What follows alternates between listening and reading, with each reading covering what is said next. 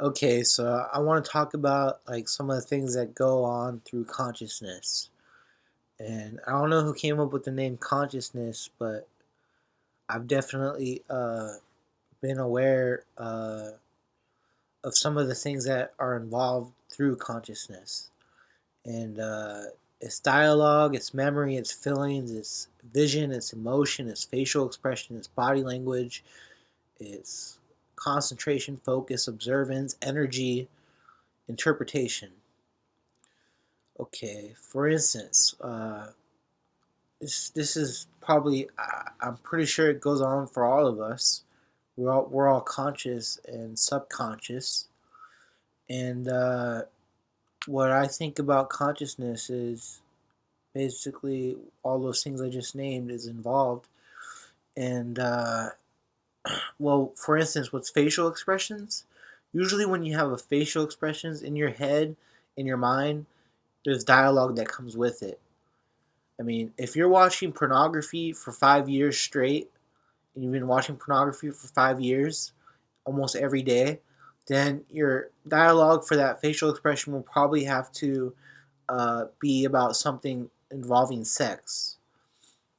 But if you're watching, like, and that can go with anything, I think that dialogue could be universal. If you're watching movies every day for like 3 months, you're watching movies about superpowers and you have a facial expression, the dialogue will probably be about superpowers.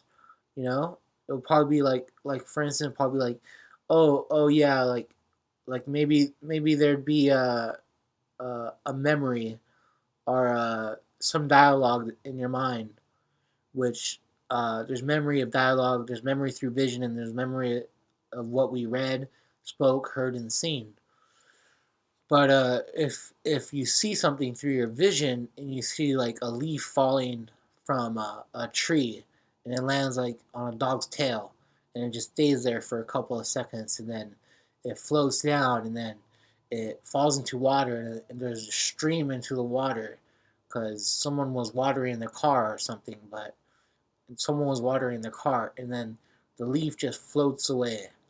Like that's like you'll have a facial expression probably when you see that through vision, and then you'll probably have dialogue with that. You'll probably be like thinking, since you've been watching superpower movies for 3 months straight, you're probably like thinking like, oh yeah, well I flicked my if the person's a smoker, they say that I inhaled a certain way, and then that's how the leaf fell into the dog's tail and stayed there for a couple seconds, and then fell into the stream, and floated away like magically.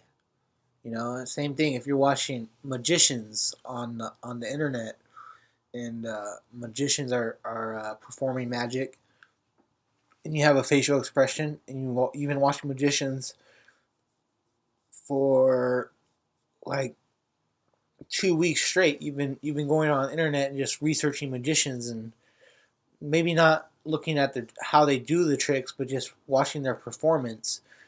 That's another thing. Like magic probably is related to superpowers because it's like it shows a relation. So it's the same thing with magic. Your facial expressions with pornography. If you're watching pornography, your dialogue will be different for your facial expression. If you're watching superpower movies, dialogue will be different for your facial expression. If you're watching magicians perform, your dialogue will be different for your facial expressions, and so on.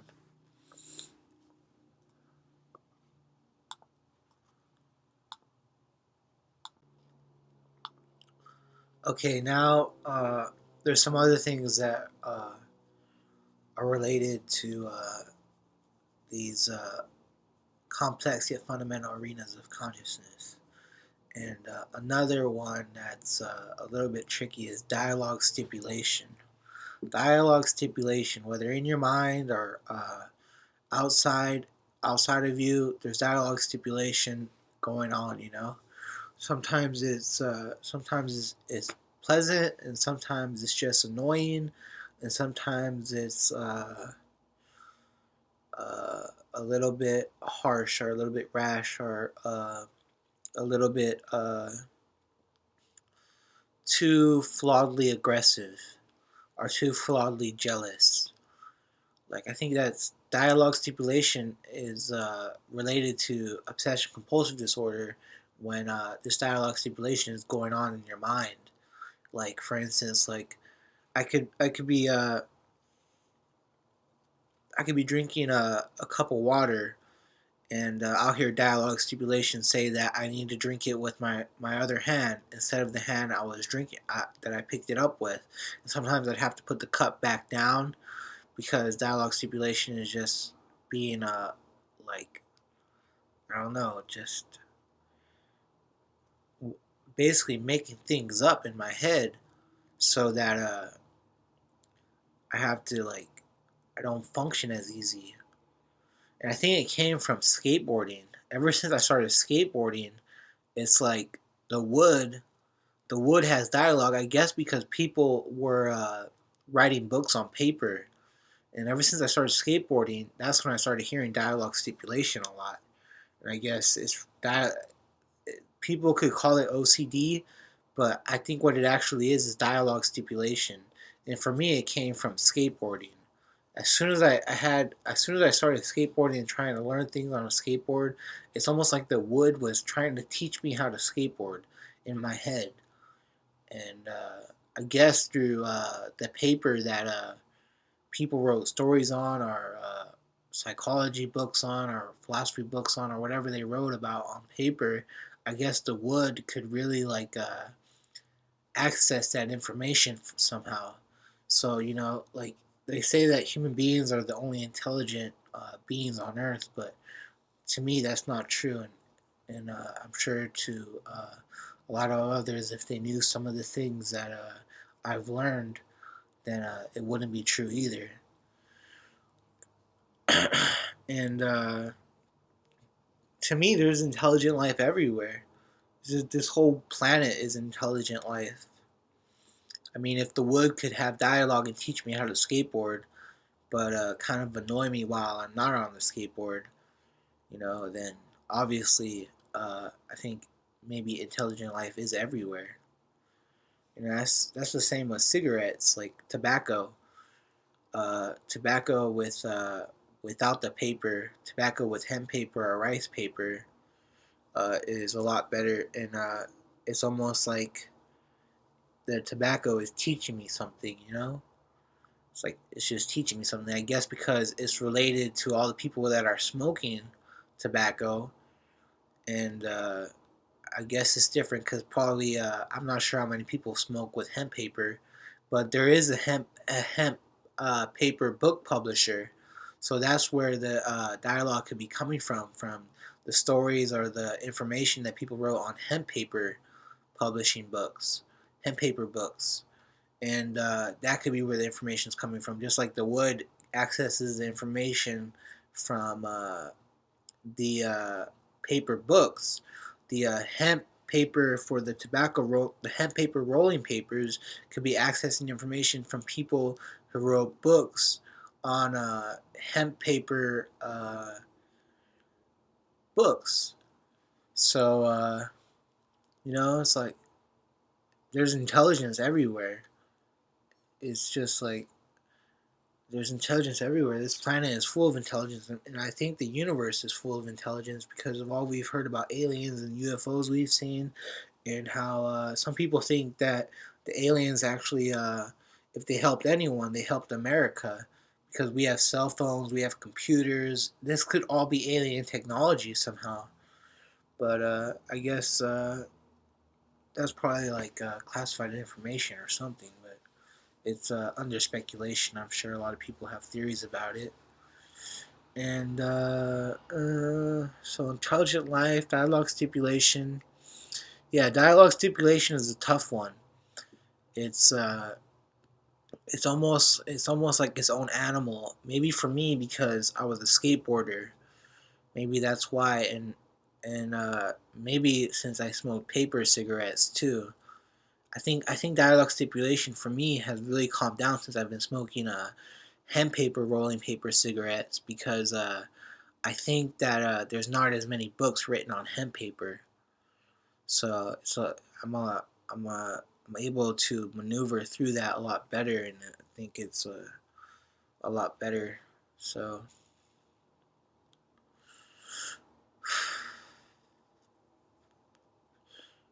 see, let's see. There's dialogue, reaction dialogue, background dialogue, introductory dialogue, and dialogue stipulation.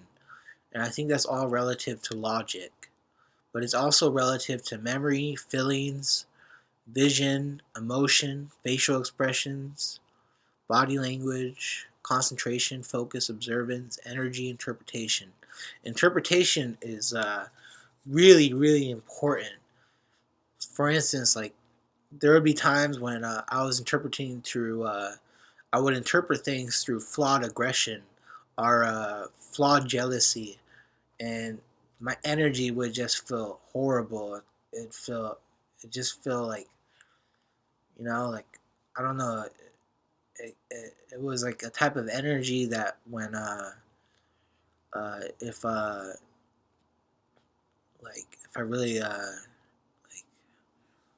I don't know, just type of energy that's flawed. It's like flawed energy, it's like I don't know how to explain it. Kind of violent or just aggressive, flawedly violent, flawedly aggressive, and it's almost like the energy when I would interpret through flawed aggression or flawed jealousy, my energy would almost feel like antimatter.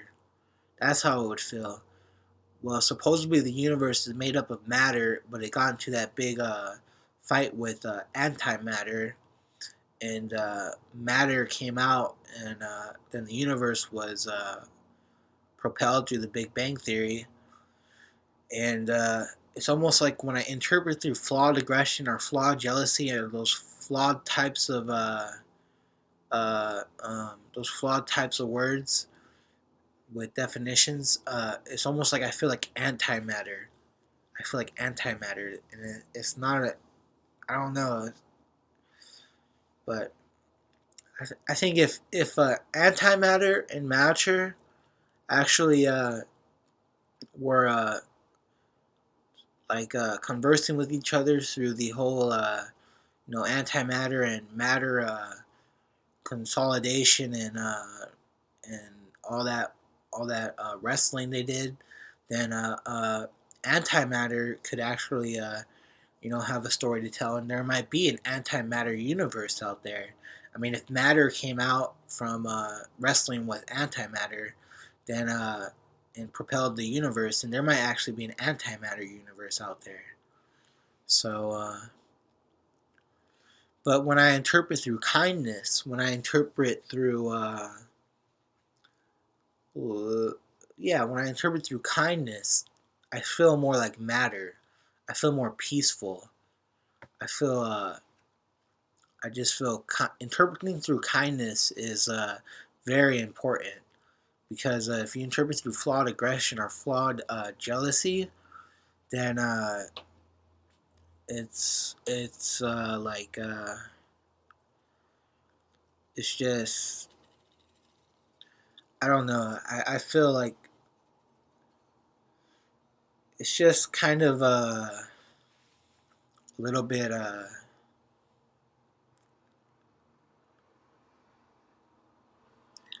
discomforting,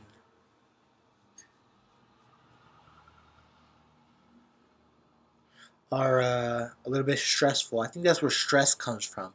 Interpreting through flawed aggression, interpreting through flawed jealousy, and some of those words with those definitions that aren't too complimenting. That's where stress comes from. And stress, I'm not sure. I'm not sure about stress, but stress and anxiety probably comes from interpreting through flawed aggression, flawed jealousy, and those words that aren't complemented through the definition too well. So I think if you're having stress or you're having anxiety, it might be because of your interpretations of things. When if you try to interpret through kindness, or maybe interpret through perfected logic, or peaceful logic, or virtuous logic, you know, and you just smoothen things out when you're interpreting through these things, kindness and logic, and you just flow, and you're just able to flow, like you're singing a love song on a guitar, and you're just able to flow. You have it all written down, and it's your favorite song, and you like listening to it. You wrote it yourself, and you sing it, and you recorded it, and you listen to it, and you have other songs that remind you of this song, and other songs that tell the story from this song, and it's like your own little book. It's like your own book. You have chapters. You have many songs of it. Each chapter, like lets you understand through respect and peace and virtue, and it's just smooth sailing. It's like being on a boat that's made out of metal, or something that's environmentally friendly, and you just at peace.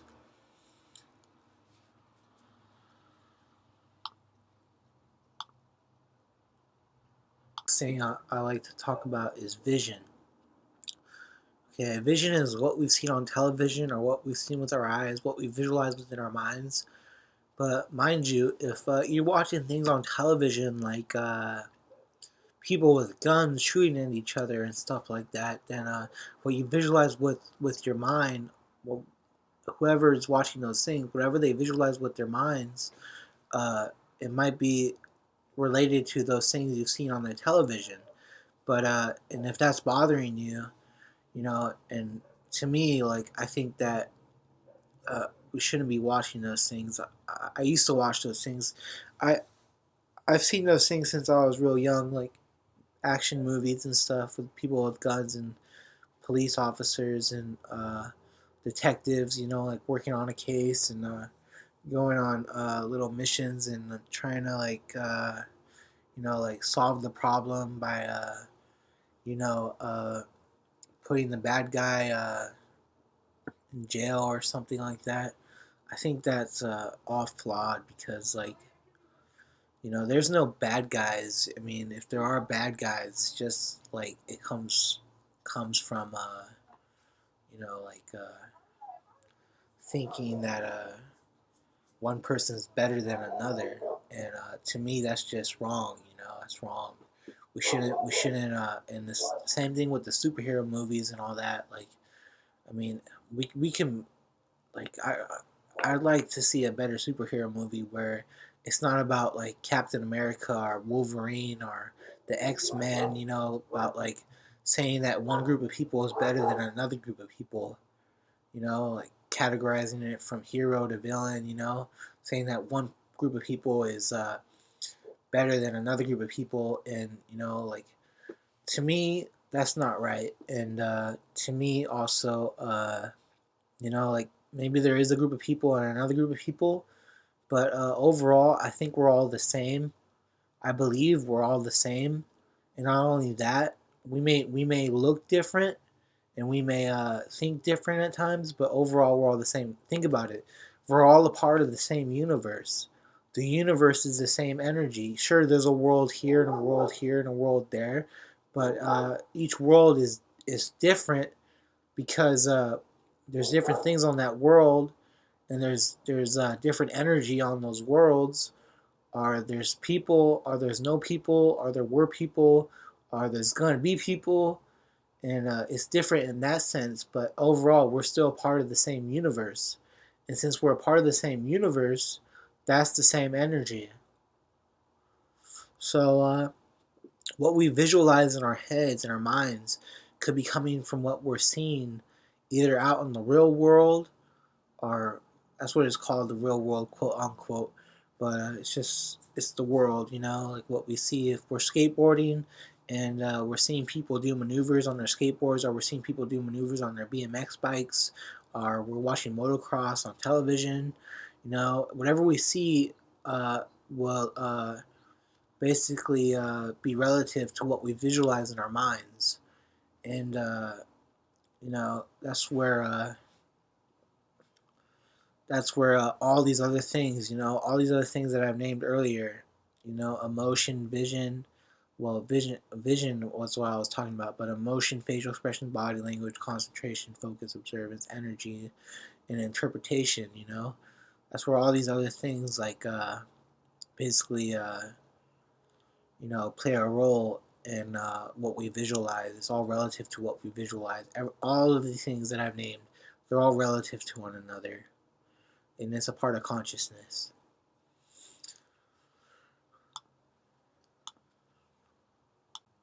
It may actually also be relative to subconsciousness, and somehow maybe even unconsciousness, since we have dreams and there's teleportation and all of those sorts of things. Memory is another thing in consciousness, subconsciousness, and dreams, and all of those things.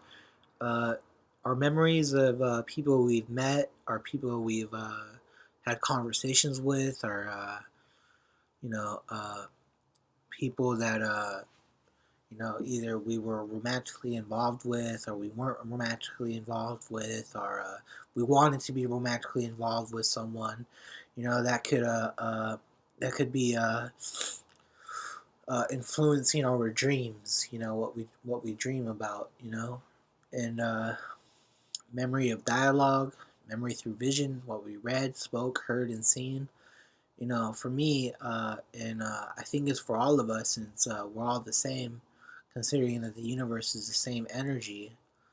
And yeah, we might look different, we might think different because of different types of factors.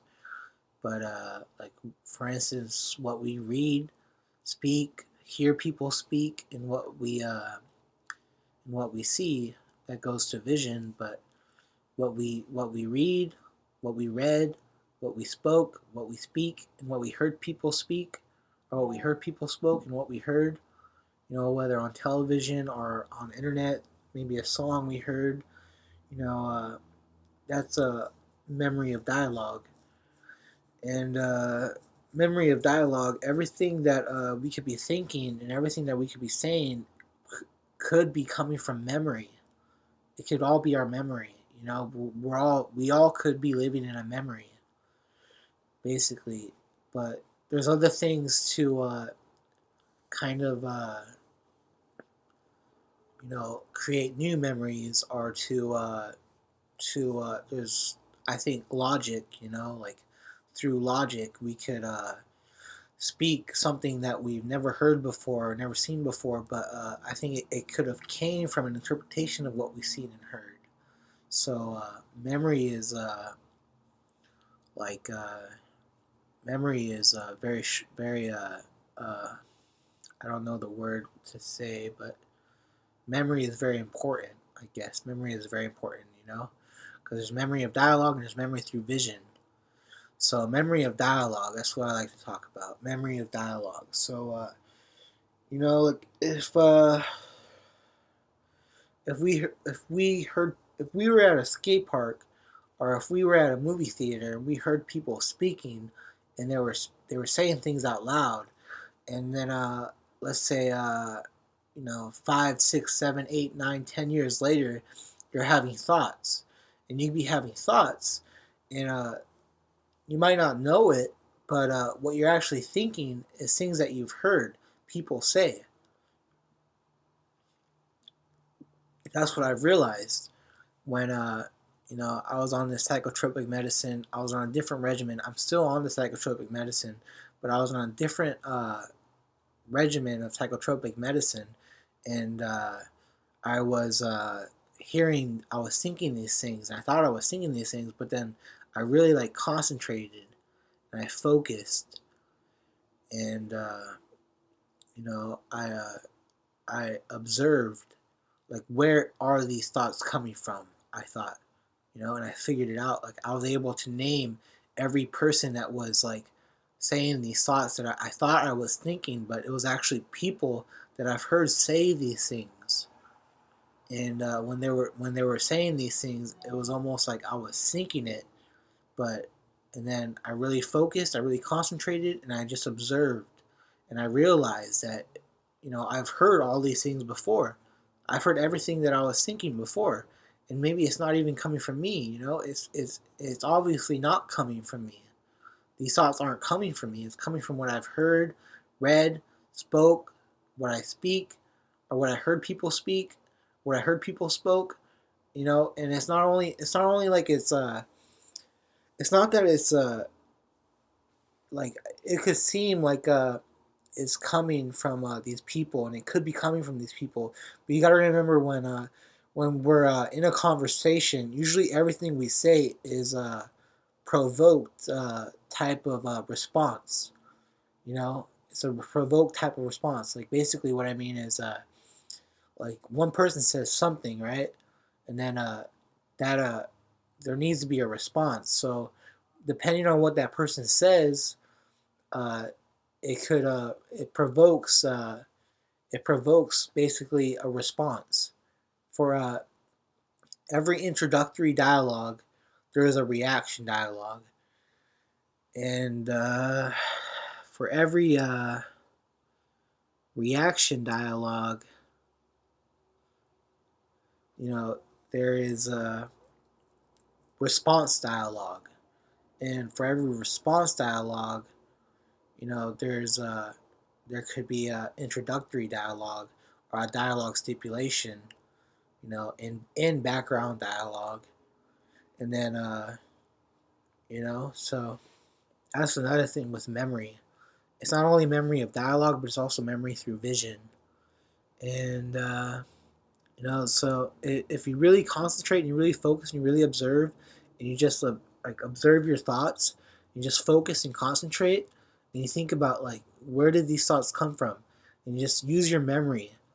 You might realize that these thoughts might actually be coming from people you've heard speaking, or a conversation you have with someone. It might actually be uh, someone else's thoughts, someone else's words, or words from a book, or words from a movie, or words from the television, or words from a song. If you really concentrate and focus, you can realize that maybe most of our thoughts aren't our thoughts. They're coming from somewhere else. They're coming from other people.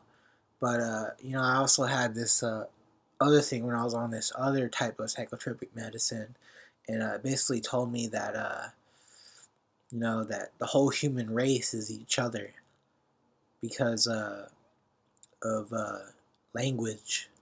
Because of language, we're all each other, and I know it seems like a little bit difficult to believe, but I mean, I believe it because I focused and I concentrated, and I observed my thoughts, and they weren't my thoughts. They were coming from people that I've heard in the past, or people that I've heard from a movie, or people that I've heard on television, or songs that I've heard, words. And sometimes it's the exact same words that I've heard people say, and sometimes it's actually the energy of what those people said with different dialogue, variable dialogue with the energy and emotion from what someone said with a little bit different dialogue. So that's memory, and memory of dialogue.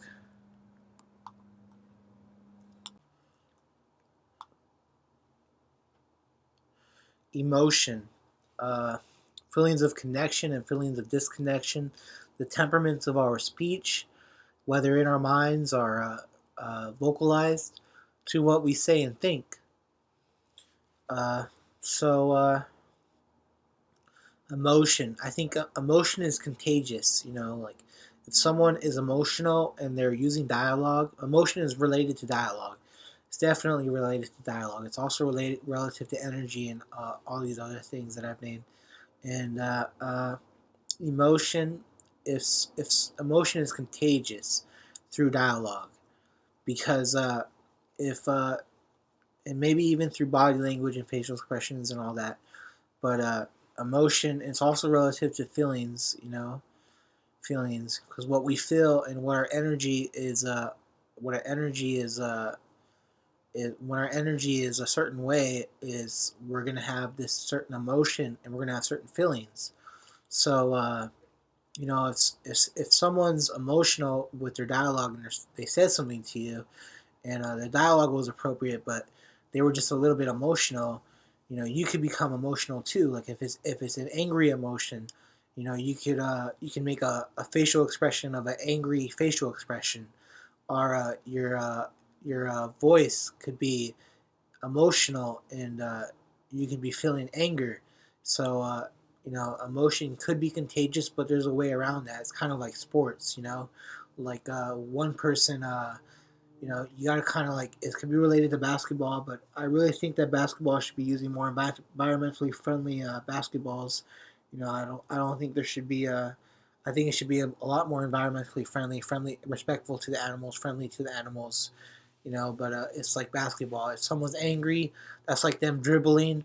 They're dribbling and they're about to score, but you either block the shot or you steal the ball, and then you go and you have the ball. So if someone has an angry emotion while they're using dialogue, it can be relative to sports. You got to try to like block the shot and not respond with anger or an angry emotion, or have feelings of anger, or have angry facial expressions.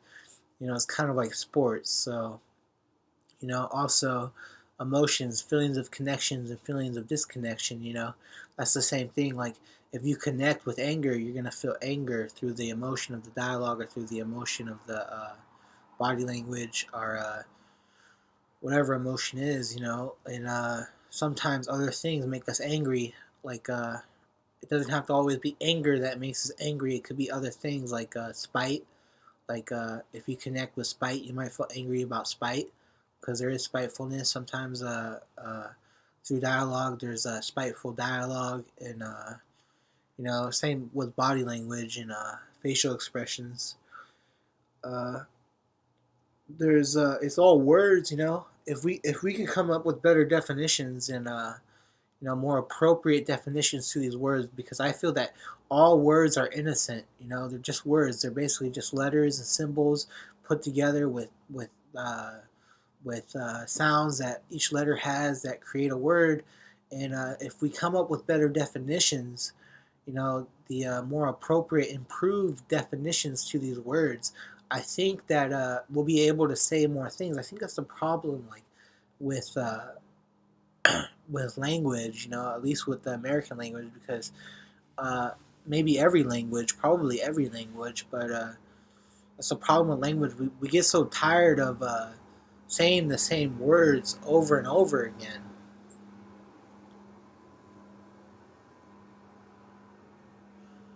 We get so tired of using words. We want to like have a little fun. We want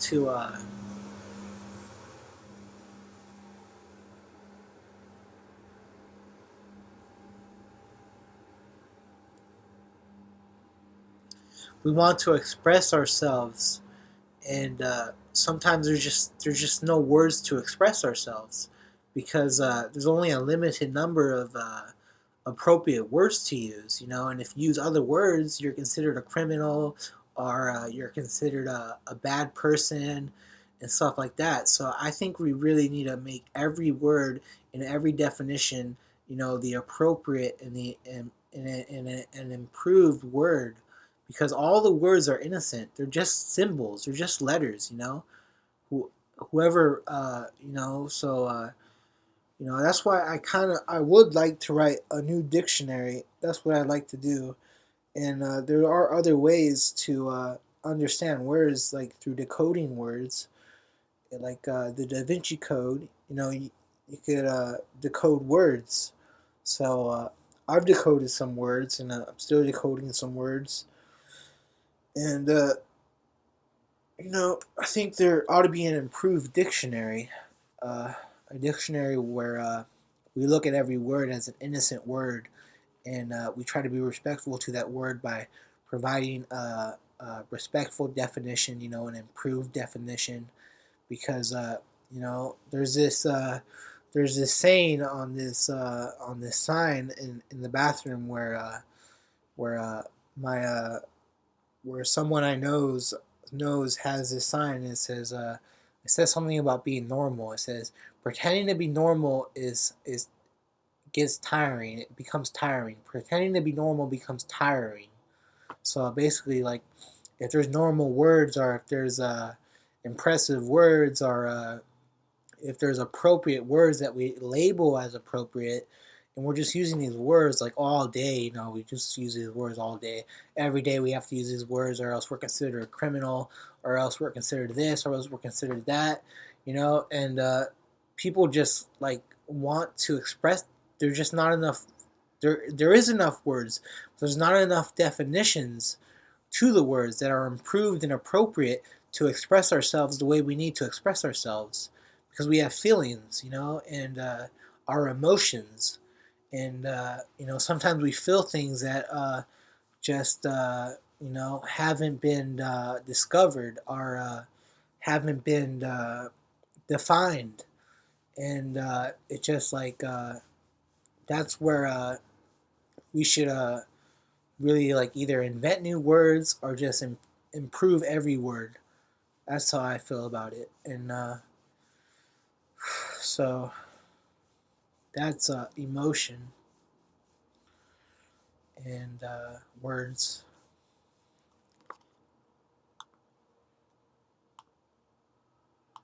Here's a word that I had invented, and I would like to explain it. And basically, let's see. Well, I'm gonna tell you my definition of the word in the word, and then I'm gonna try to explain it. I'm gonna explain it, and I'm just gonna give an example. In the word's called allypour. Allypour. And this is the definition. It's the serene consciousness of logical and respectful defenses to the things we might think or say we want, but no, we do not want, for reasons which frighten, offend, pain, or disrespect ourselves or others. And with that, I give an example. We think we want these things, we say we want these things, but we know that we don't want these things because they frighten, offend, or disrespect ourselves or others. And that's the word allypour. For example, a vegetarian, she's been practicing vegetarianism for 20 years. And for some reason she has this thought that, or she says that, or she has this thought, or she says something like, oh, well, you know, she thinks that she doesn't want to be a vegetarian anymore. She wants to go to Jack in the Box, and order something that isn't vegetarian. So basically, allypour would be the logical and respectful defenses through a serene consciousness. So how would a person that has this niche in their head, or just something that they've heard, or something that they think they want but they don't want, how would this person, with the serene consciousness of logical and respectful defenses, defend themselves with these things? Because they know that they don't want them, because it offends, pains, or frightens, or disrespects themselves or others. And it definitely disrespects the animals. So how would this person respectfully defend themselves to this thought, or these words, and logically, and through a serene consciousness? Well, one way is maybe since they think they don't want to be vegetarians, maybe they could I don't know, just use the word allypour. Just say allypour. You know, I think I want that, but I actually don't want that. Allypour. That's what I mean. Like we have all these thoughts, and if we're not able to express ourselves, well, we need to express ourselves to understand it, and that's why I think we need new words that with improved definitions and new definitions that would allow us to express ourselves, so that we understand energies and interpretations and dialogues and everything that's going on in the universe. So that's why I think we need new words that would help us explain ourselves to better understand ourselves, and come up with the peaceful and respectful solution, through virtue and serene consciousness. And you know, that's allypour. Okay, so there's one more thing that I like to talk about, and it's called body language, and it's uh, it's often silent, but with emotion and feelings. No dialogue usually. Sometimes there is dialogue, sometimes there isn't. Body language is a result of energy. With all of these arenas within the consciousness are relative to all of these arenas. And what we drink, what we eat, that could be affecting our body language. The medicines that we use, if we're in the chemicals in our mind, if we don't have enough dopamine, our body language would be affected.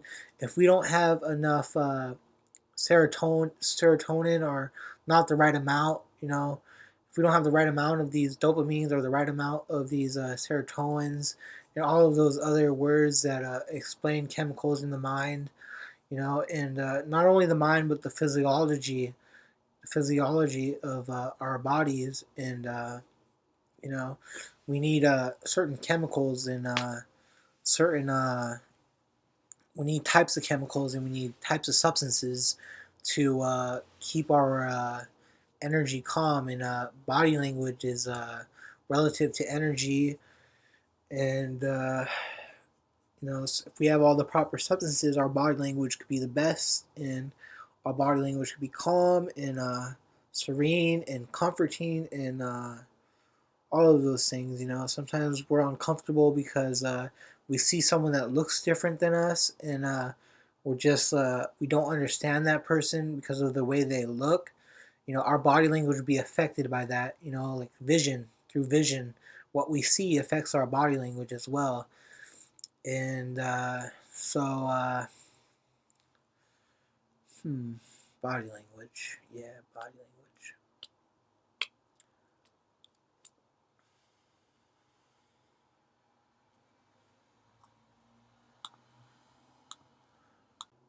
I'm sorry, I'm becoming a little tired. I haven't had sugar with the decaffeinated coffee this morning, and that might have been affecting me. That might be affecting me a little bit.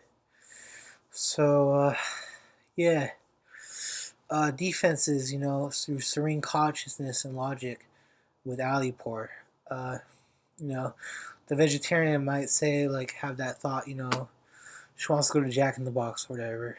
But all she could say, through allypour is just like, okay, well, I'll go to Jack in the Box, but I'll just order jalapeno poppers, and that's just cheese and jalapenos with no meat. So that's a defense, a respectful defense and logical defense through serene consciousness, so that the person might think that they want this thing, but no, actually that they don't want this for reasons that frighten, offend, pain, or disrespect others, or herself, or himself, or their selves, or whatever, and or themselves. And you know she doesn't want to disrespect the animals, so she says, if I go to Jack in the Box, just order jalapeno poppers. There's no meat, it's just cheese and jalapenos. And she's a vegetarian, so it works for her. And that's some of the ways you can interpret allypour. Yeah, and body language. Uh, Body language is probably much more complex than people think. Because like, there's energy all around us, and we could be absorbing energy from the wall or a picture that's on the left to us, and that could cause us to want to, like, I don't know, move a certain way and show certain body language, because energy affects body language. And that's the same thing. It's not only with energy around us and energy within us, but it's also energy that we use, like to drink or to eat. That also affects our body language. And substances too, cocaine, marijuana, tobacco. which I think all of these things are okay because the plant produces and reproduces it. And who doesn't like an orange or an apple or a banana? That's the plant reproducing and reproducing it. It just might be a little bit stronger than an orange, banana, and apple, and it might be a little different. And I think if you do use cocaine, marijuana, or tobacco, you should probably practice the no meat, no dairy appetite because I think these plants are smart. There's like I said, there's intelligent life everywhere. If the wood's intelligent, if the hemp paper is intelligent, if hemp's intelligent, then these there's just intelligent life everywhere. And so if a plant's giving you cocaine or marijuana or tobacco, and it'll know your appetite because you're using the substance. And if it's offended by your appetite, or that's the thing it goes on, because it's a substance, it goes on your appetite. If it's offended by your appetite, you're probably gonna the substance probably isn't gonna work as well. The substance is probably gonna be hold a grudge against you, and just it won't be fun. I think that if we do use cocaine, tobacco, or marijuana, or any of these substances that produce and are reproduced, through the plant or the tree, we need to practice like a no meat, no dairy appetite for it to, not hold a grudge against us, or to, work with us instead of against us. And yeah, that's what I think. And oh yeah, thanks. Gonna drink some coffee with a little bit of sugar, decaffeinated coffee, of course. And yeah, that's all for today. Thank you, thank you, thank you, thank you.